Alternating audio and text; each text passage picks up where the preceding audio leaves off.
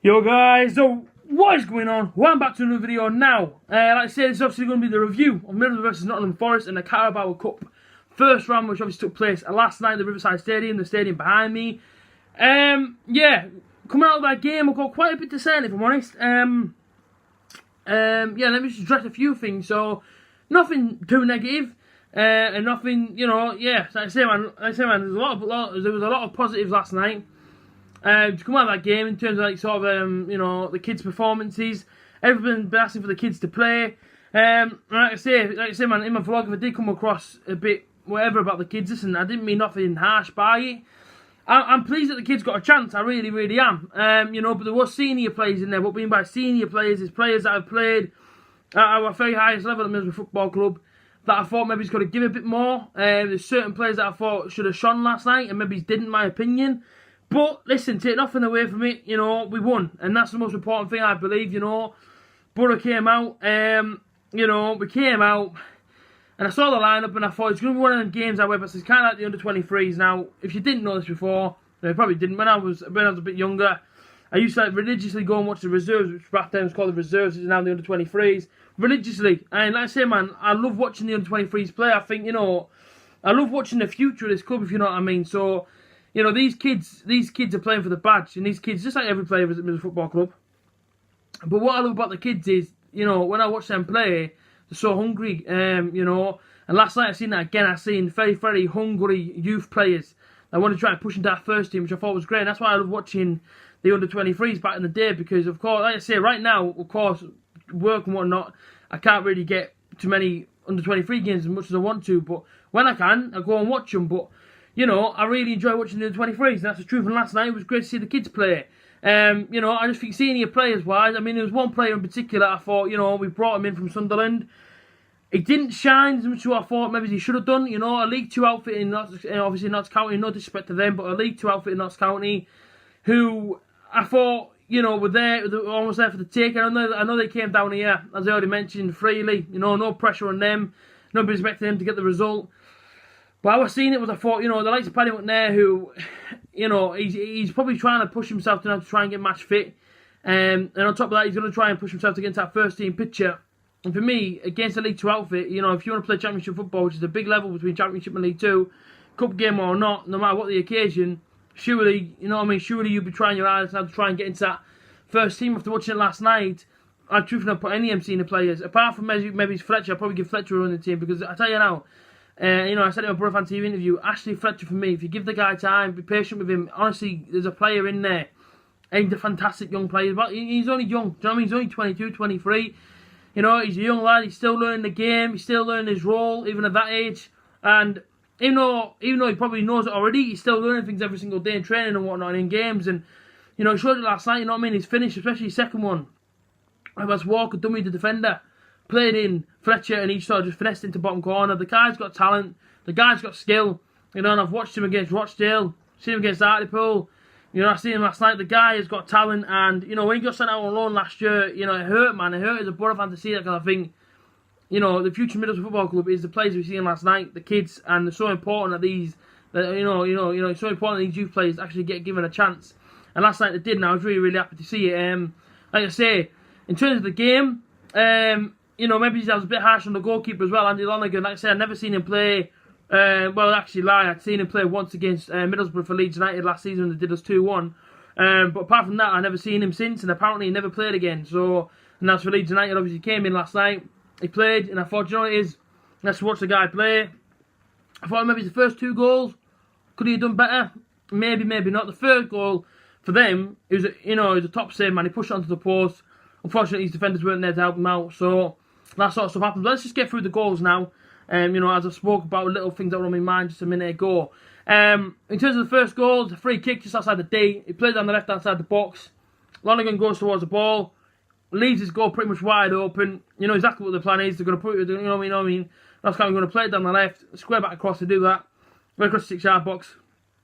It goes into the back of the net.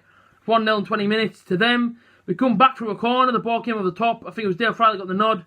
Ashley Fletcher's at the back stick, taps it in. Happy days. John Stead, the player who I said I hate, not because I hate him in like a hate way. I hate him in the fact that whenever he's playing for the opposition, he always scores past Boro.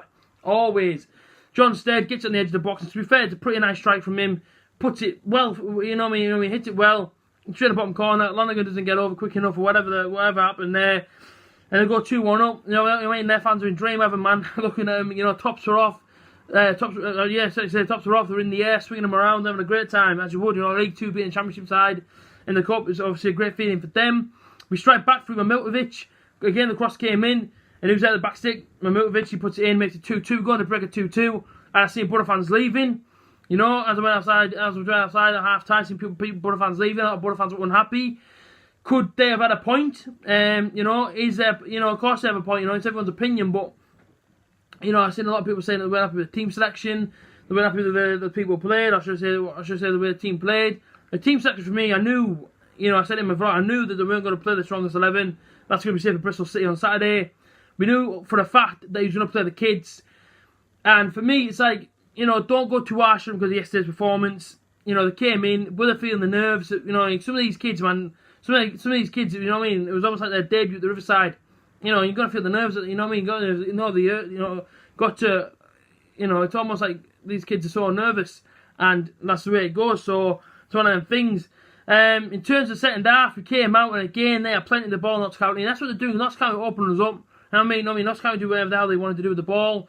And like I say, man, the third goal came, and they had a shot from the edge of the box. Lonergan tipped onto the post. It came back onto John Stead, and he put it in. It was 3-2. And then later on, Walker came on.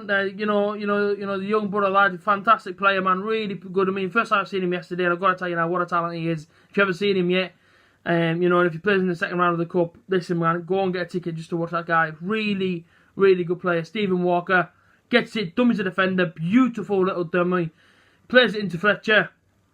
He puts it into the bottom corner, it goes 3-3. We had a few chances towards the end. Marvin Johnson putting a few low crosses. Nobody really getting on the end of them. Went into the extra. I was going to say going into extra time. There was no extra time. Went into the penalties. John Stead stepped up, missed his first one. Boro scored all of theirs, and of course, Notts County missed their last one. Boro went through 4-3 on penalties after finishing 3-3 in regular time. It was a good game for the neutral. Bumped into a few Villa fans as well, so shout out to them guys. And shout out to all you legends that came and stopped me yesterday for a photo or just for a chat about the match. Listen, also shout out to Cameron as well that got on the vlog yesterday. Absolute legend, man. Everybody that supports me on this channel. I can't thank you enough for all the support shown. And being serious, like, you know, just now, I sent an Instagram message as well from a guy from Australia. So shout out to you, legend, man. No doubt you'll be watching this. You told me you watch all my content. So that alone in itself is unbelievable. So thank you so much for watching me all the way from Australia. That is mind-blowing. Thank you to everybody that watches me. Susan from Darlington or Peter from flipping Peterborough. Thank you all for watching me. But like I say, in terms of the game, you know, 3-3, 4-3 on penalties. I'm sure in the second round, you know, see if it's a bit of a stronger outfit against the Premier League opposition.